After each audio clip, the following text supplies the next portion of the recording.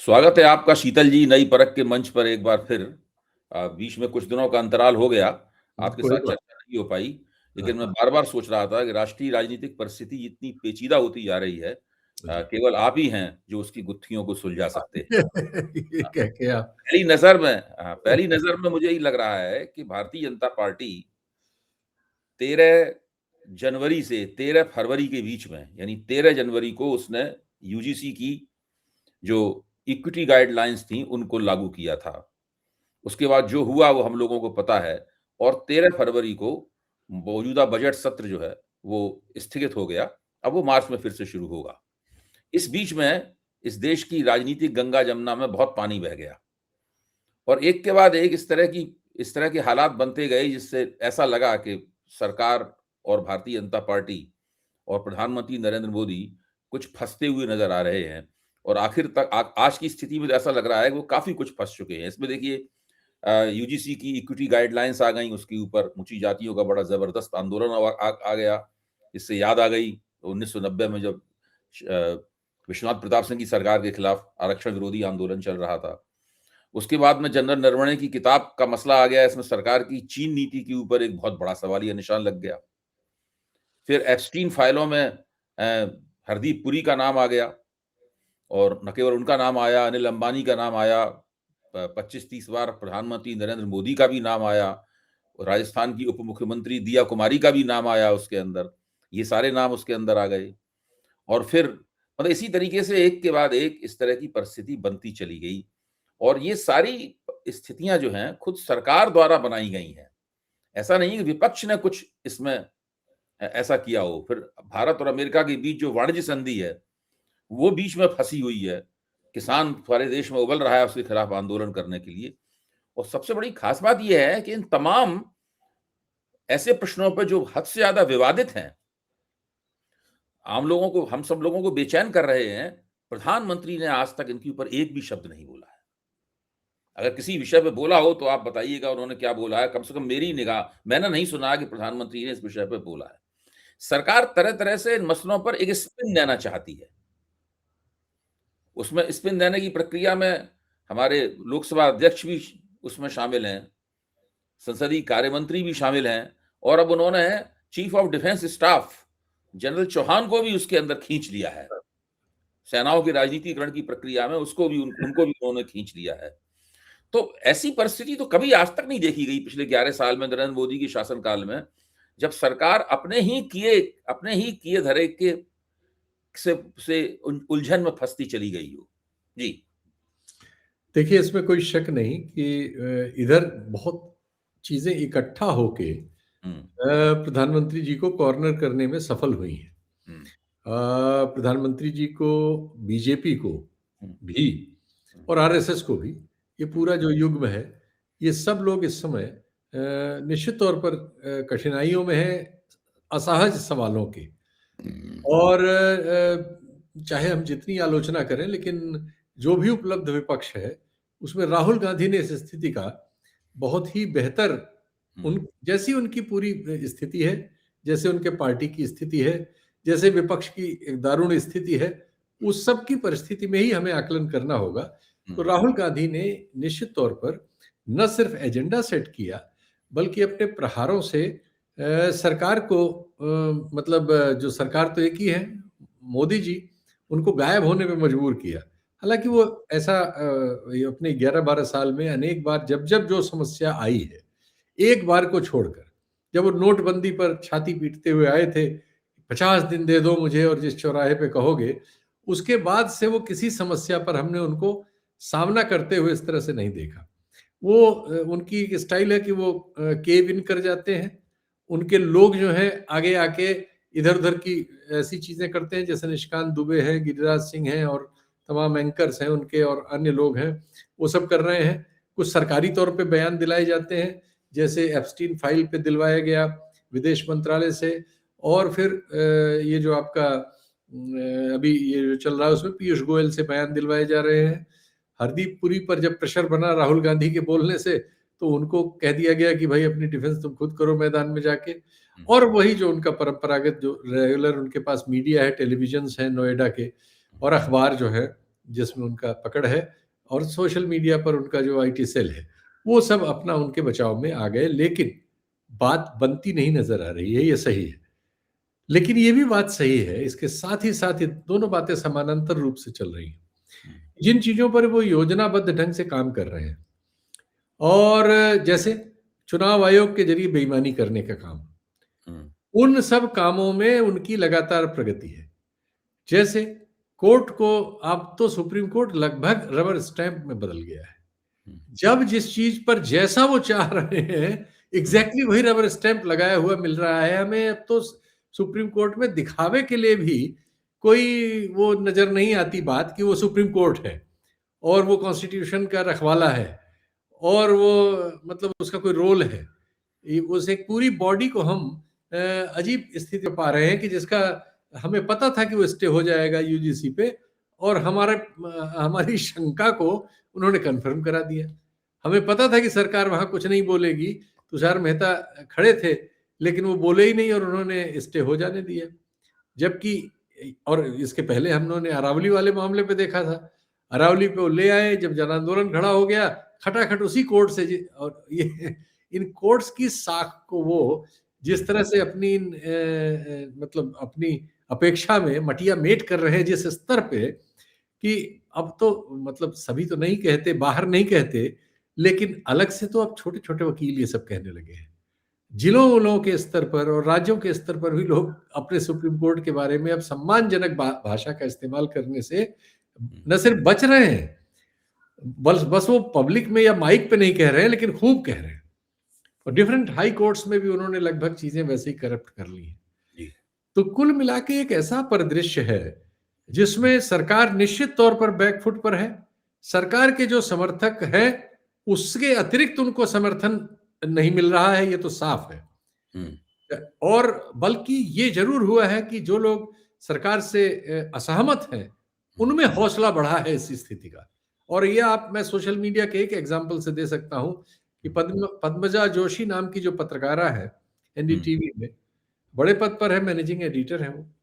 उन्होंने जिस तरह से एप्स्टीन फाइल में एप्स्टीन के कैरेक्टर का एक ऐसी व्याख्या प्रस्तुत की कि हर आदमी हतप्रभ रह गया। लेकिन नोएडा मीडिया के लिए कोई नई बात नहीं थी। लेकिन इस बार क्या हुआ कि उनको उधेड़ लिया गया है।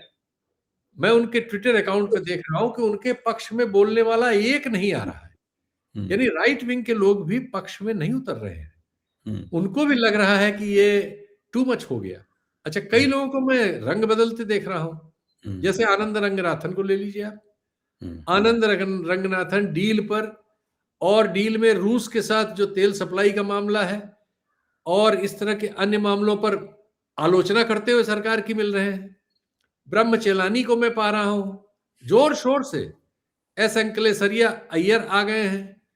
आप वो देखिए क्या नाम, अरे जिन्हें मैं कहता हूं फरफराती मूछों वाले हमारे जनरल जीडी बख्शी, फरफराती मूछें भी बिल्कुल विद्रोह की मुद्रा में।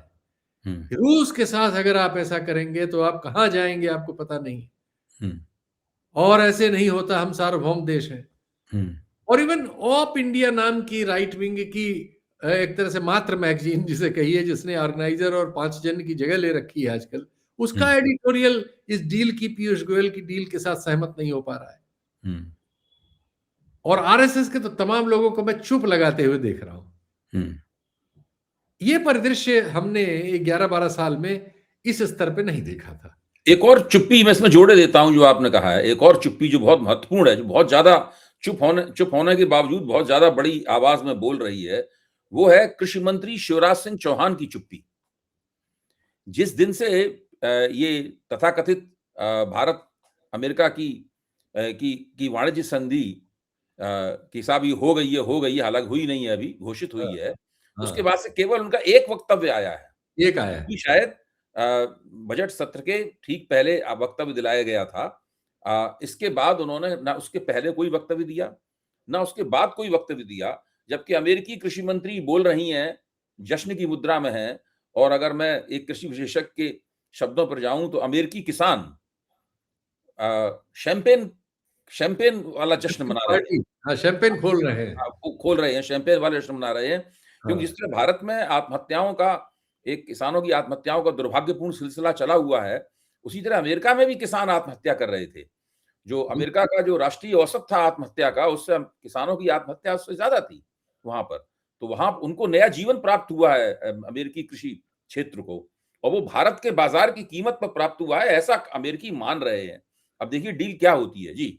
जी। और शिवराज सिंह चौहान बिल्कुल चुप हैं, वो बोल नहीं रहे हैं इसके ऊपर। एकदम, एकदम वो आपने डेढ़ बयान उनका आया है, एक आप जो जी। बता रहे हैं, एक आधा बयान और था जिसमें वो कुछ हुँ, प्रशंसा करने की कोशिश कर रहे थे। फ़ायदा होगा, क्या-क्या होगा, निर्यात बढ़ जाएगा वगैरह कह रहे थे। हुँ, लेकिन वो दिल से कहते जिसे कहते हैं, हुँ, उनकी भाव-भंगिमा ऐसी नहीं लगी कि हुँ, वो इसको डिफेंड करने के लिए प्रस्तुत हों। हुँ, और सारी फुटबॉल एक ही व्यक्ति के हाथ में है, हुँ, जिसका नाम है पीयूष गोयल, हुँ, और वो अभी तक मुझे कहीं सफल नहीं होते नज़र आए हैं। हुँ, उनको ठीक है, चैनलों ने और सबने पूरा मौका दिया कि वो इस पे लीपापोती कर सकें, हुँ, लेकिन वो लीपापोती मैं कमेंट्स में नहीं पा रहा हूँ, हुँ, जो इनके यूट्यूब चैनल्स हैं, हमारे टीवी चैनलों के, और जो सोशल मीडिया के अदर प्लेटफ़ॉर्म्स हैं, ट्विटर है, जो एक्स के रूप में है, और इवन फ़ेसबुक वगैरह पर, मैं पा रहा हूँ कि बहुत कम लोग इनकी लाठी चला रहे हैं। हुँ, और जब ये प्रस्तुत कर दिया जाता है कि आनंद रंगनाथन ने ये कहा, आपको क्या कहना है, तो भाग खड़े होते हैं। हुँ, ये जनरल जीडी बख्शी की मैंने अभी फेसबुक पे पोस्ट लगा दी थी, तो उससे तो लोग बहुत उनको यकीन नहीं हुआ, तो मैंने उस लिए उसका ट्विटर का पूरा उनका वो एक्स के पोस्ट का भी कॉपी लगा दी कि भैया हुँ, मेरी राय नहीं है, ये उन्हीं की राय है। हुँ, मैंने सिर्फ इसको रिप्रोड्यूस कर दिया है। हुँ, तो ये हुआ है, ये हो रहा है। और दूसरे यूजीसी के सवाल पर हुँ, एक पॉलिटिकल डेवलपमेंट बहुत भयानक स्तर का हो रहा है।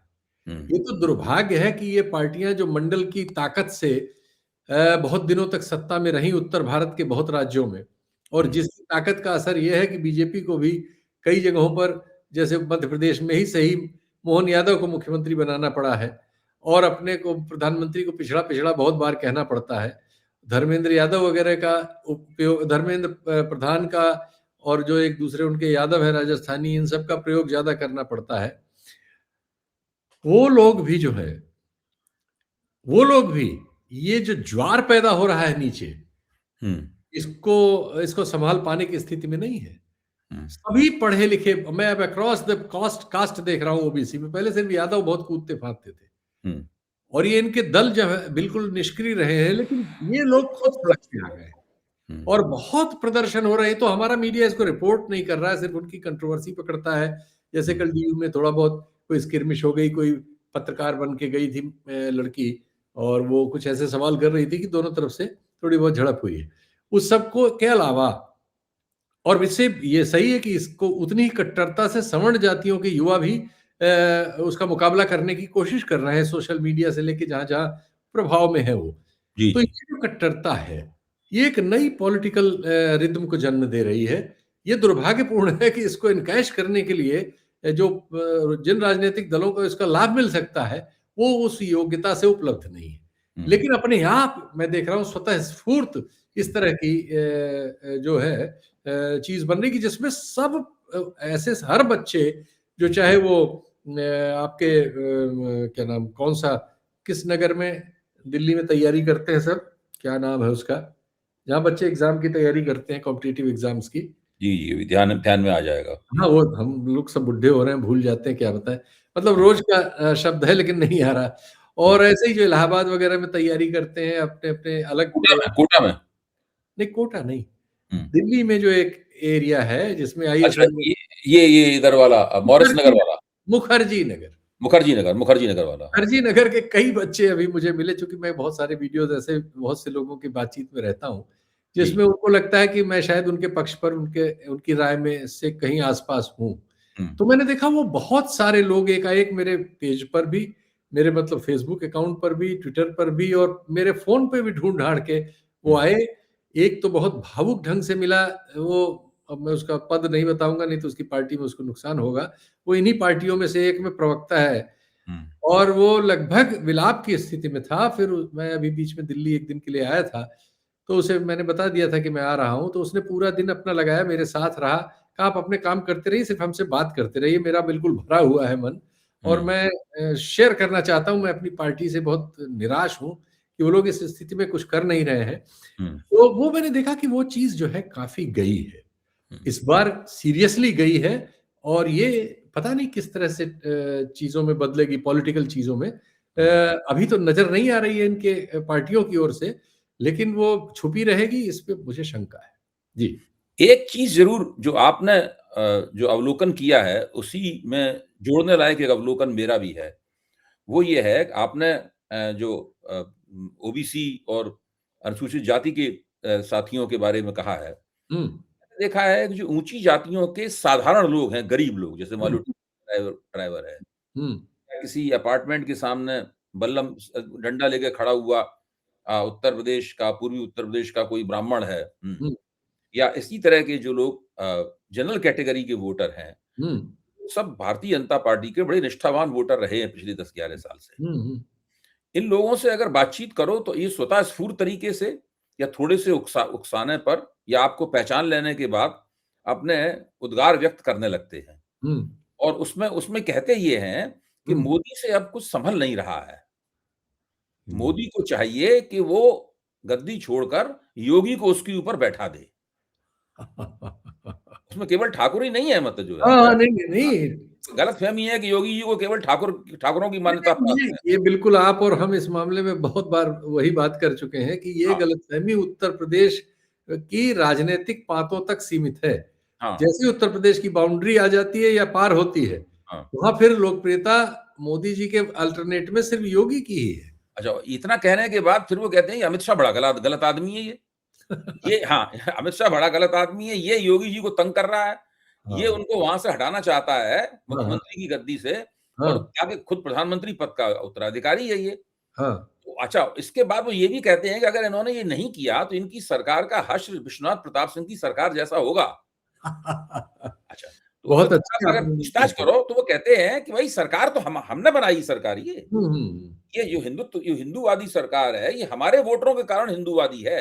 बिल्कुल, बिल्कुल। हाँ, और जो भारत को हिंदू राष्ट्र बनाने का इंजन है, उसमें तो फ्यूल हमारे उसके ईंधन तो हमारे वोटरों के कारण पड़ा है। और लेकिन ये हमारे लोगों के ऊपर ही पैर पे पैर रख रही है। ये मोदी लेकिन नहीं बचेगा अब। इस लेकिन प्रकार ये की बात बोलते हैं। ये तो सही है कि ये बिल्कुल मोदी से असहमत हैं, गाली भी देते हैं और आलोचना भी कर रहे हैं। मैं भी इन चीज़ों हुँ, का प्राई हूँ, मुझे भी हुँ, लोग इवन पोस्ट पे लिख देते हैं। हुँ, लेकिन एक चीज़ अभी भी मुझे इस पे यकीन नहीं होता कि जब वोट पड़ेगा, हुँ, तो अगर मोदी जी ही हेल्म ऑफ द अफेयर्स रहेंगे तब भी वो हुँ। कमल के फूल की जगह कहीं और शिफ्ट होंगे, इस पर मुझे शंका हमेशा बनी हुई नहीं, है। नहीं, आपकी बात सही है। देखिए, वो जो मोदी जी से नाराज़ हैं, लेकिन अभी उन्होंने मोदी जी का विकल्प अपनी भाजपा के और हिंदुत्व की राजनीति के बाहर देखना शुरू नहीं किया। हुँ, हुँ। वो भीतर ही भीतर उस विकल्प को तलाश रहे हैं। अभी जो जिस चरण में है, उनका हुँ, संतोष जिस हुँ। स्टेज में है, जिस चरण में है, वो चरण ये है। अभी नहीं, वो नहीं, इस इस पूरे हद तक नहीं पहुँचा है। यूजीसी इस पूरे यूजीसी प्रकरण का नुकसान मोदी जी को हुआ है और लाभ योगी जी को हुआ है, ये हुँ, बिल्कुल अक्रॉस द स्पेक्ट्रम है। हुँ, मैं इसको बार-बार इसलिए भी नहीं कहता कि हुँ, चूँकि मेरे लिए ये दोनों लोग ही हुँ, नितांत आलोचना के बायस हैं। हुँ, योगी जी का प्रशासन हम उत्तर प्रदेश में देख रहे हैं, हुँ, जिसमें भ्रष्टाचार की मतलब कोई सीमा ही नहीं है। हाँ, दूसरे, वो गैर कानूनी तरीकों से अपने पुलिस प्रशासन को चलाने के लिए अब तो कोर्ट्स वगैरह ने भी सब चीज़ों का नोटिस ले लिया है और ये मामला बड़ा होने लगा। इवन नेशनल मीडिया ने पता नहीं किस वजह से इसको कवर भी किया है। जो ये लंगड़ा कर देते थे 10,000 से ज़्यादा ऑपरेशन 17 लंगड़ा। हुँ, आते हैं। 17,000 लोगों की टाँग में गोली मारी गई है। एक वीडियो भी आ गया है जिसमें एक मजिस्ट्रेट जो नॉर्मल जाँच होती है, एक मजिस्ट्रियल जाँच कागज़ पे होती है, जिसको वीएन राय साहब कहते हैं कि वो सिर्फ़ एक जैसे थाने वाला लिखता है, उसी राइटिंग में लिखी जाती है। हुँ, लेकिन नाम उसका होता है कि मजिस्ट्रियल इंक्वायरी हो गई, चूँकि एक फॉर्मेट बना हुआ है, उसकी खाना-पूर्ति करते हैं। हुँ, लेकिन वहाँ से भी वीडियो सामने आ गया कि एक आदमी जेल में मजिस्ट्रेट है, उसके सामने बता रहा है कि कैसे उसको पकड़ के और उसके पैर पे रुमाल रख के गोली मारी गई करीब से और फिर बयान दिया गया कि साहब ये मुठभेड़ में मारा गया। हुँ, तो अब ऐसी चीज़ें सामने आ जाने के बाद हुँ, एक एडमिनिस्ट्रेटिव के रूप में तो योगी जी को घोर सांप्रदायिक, घोर एनार्किस्ट हुँ, और पुलिस को क्रिमिनल बनाने वाला रोल उनका है। हुँ, लेकिन जो निश्चित तौर पर जो हिंदुत्ववादी राजनीति का खेत है, जो उसके बीजेपी का कोर वोटर जो है। जो बीजेपी का कोर वोटर है और जो सांप्रदायिकता से के जहर से पाला पोसा आरएसएस का वो समर्थक है, हुँ, वो इस समय योगी जी को ही अपना नायक मान रहा है। हुँ, उसने दिल से मोदी जी को रिप्लेस कर दिया है। ये हुँ, सही है। हुँ। अच्छा, अब साथ में जब मैं उन लोगों से ये भी पूछता हूँ, कम से कम 5-6 बार मैं ये कवायद कर चुका हूँ। ट्रेन में कर चुका हूँ, टैक्सी में कर चुका हूँ, वैसे कर चुका हूँ, कि आपको क्या लगता है कि जल्दी ही योगी जी मोदी जी जगह बैठ जाएँगे? तो वो लोग ये भी जानते हैं, बड़े बुद्धिमान हैं लोग। वो लोग ये भी जानते हैं कि नहीं, जल्दी नहीं होगा ये परिवर्तन। हुँ।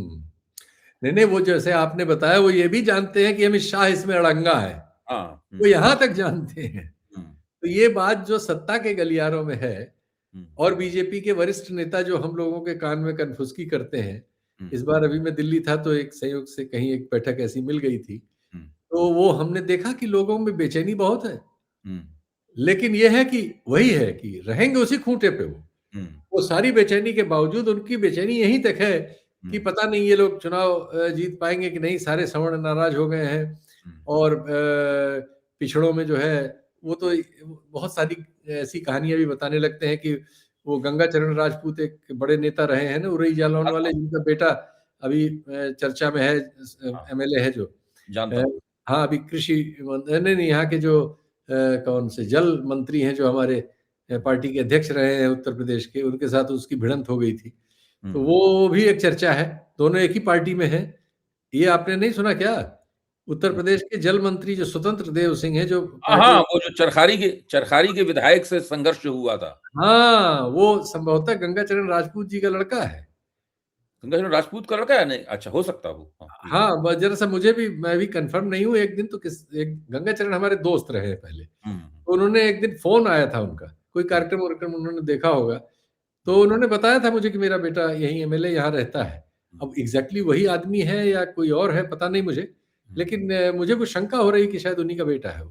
हुँ, तो वो एक इश्यू है, तो मतलब एक बेचैनी जो है, हुँ, ओबीसी राजनीति में अलग है, सवर्ण राजनीति मतलब हुँ, राजनीति नहीं, ओबीसी समुदायों में अलग है और सवर्ण समुदायों में अलग है, और हुँ, दोनों आमने-सामने हैं और बहुत कट्टर रूप से आमने-सामने हैं। हुँ, और इस समय दोनों मोदी जी के और योगी जी के खिलाफ हैं। तो मोदी जी और अमित शाह के खिलाफ हैं। शाकिला, एक मामले में सवर्ण जो है मोदी और अमित शाह के खिलाफ तो है, लेकिन योगी जी के साथ है। लेकिन हुँ, बाकी जो पिछड़ी जातियों का मामला है वो पूरी बीजेपी के खिलाफ पूरी बीजेपी के खिलाफ। है। अच्छा, देखिए आप ये विडंबना क्या है, हिंदुत्व की राजनीति की विडंबना है ये, कि चले थे वो हिंदू समाज में राजनीतिक एकता करने के लिए, एकता करने। हैं?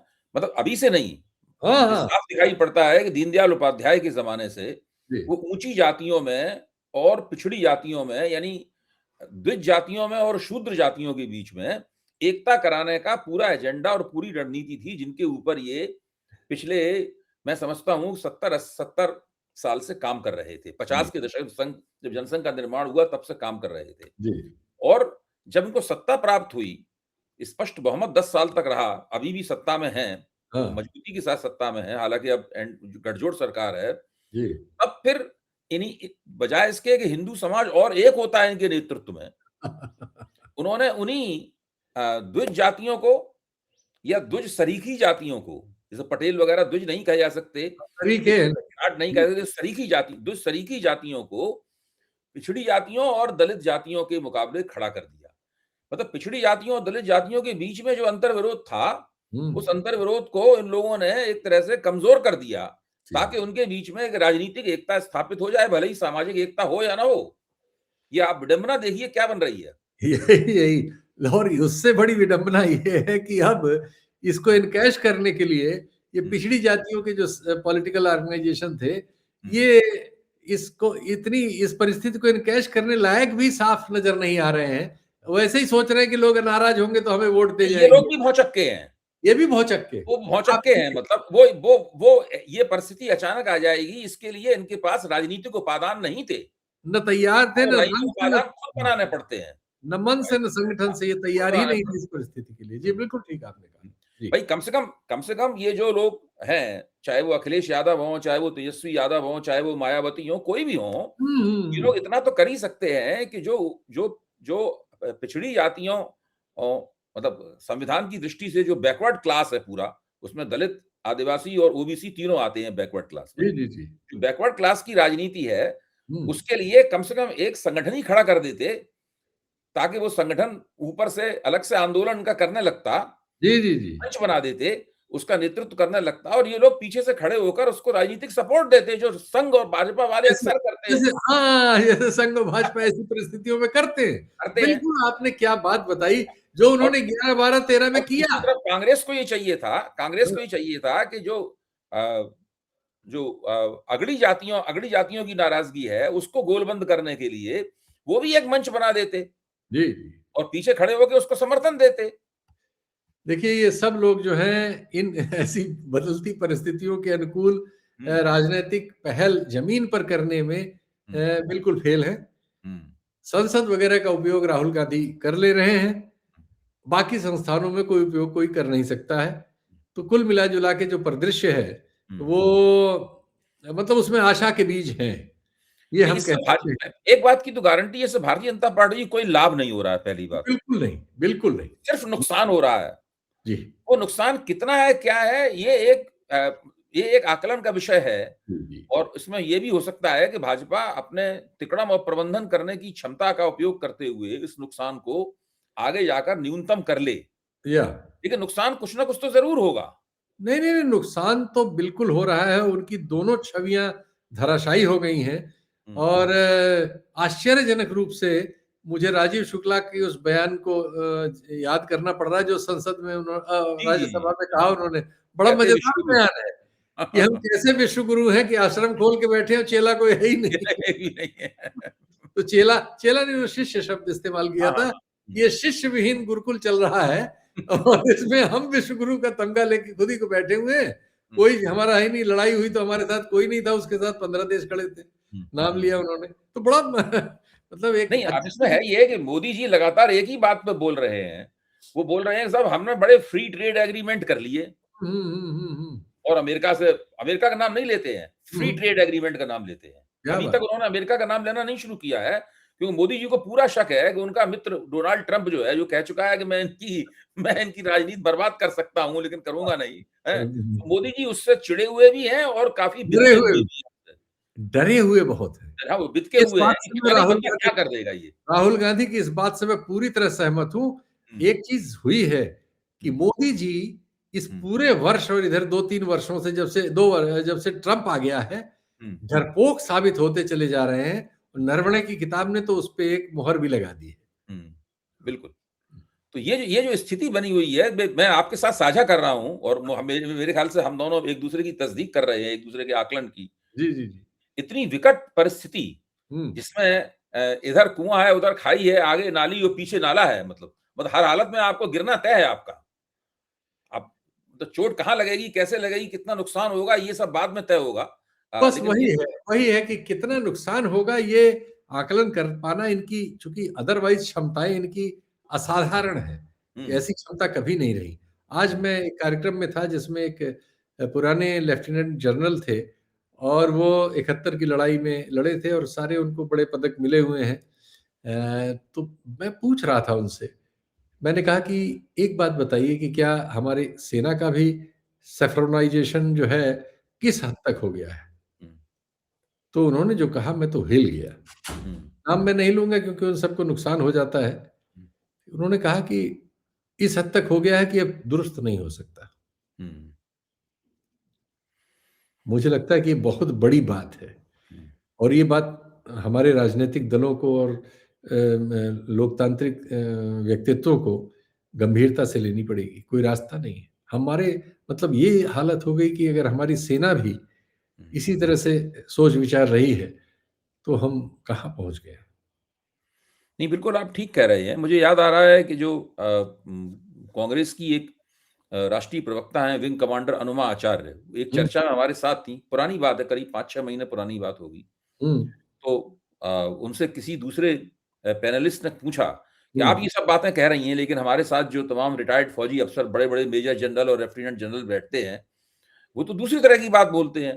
तो उन्होंने हुँ। कहा वो दूसरी तरह की बात इसलिए बोलते हैं क्योंकि पूरा का पूरा भगवाकरण हो गया है सेनाओं का। उनका कहना था अनुमा आचार्य का। वही बात इधर से भी आई। ये मेरा ख्याल है आपके इस कार्यक्रम की सबसे आखिरी लेकिन बहुत हुँ, बहुत बदसूरत बात है, क्या कहा जाए। हुँ। बहुत-बहुत धन्यवाद शीतल जी। आज हम नहीं, नहीं, लोगों ने आप जो मौजूदा जटिल राजनीतिक परिस्थिति है, उसके ऊपर काफ़ी अच्छी चर्चा की।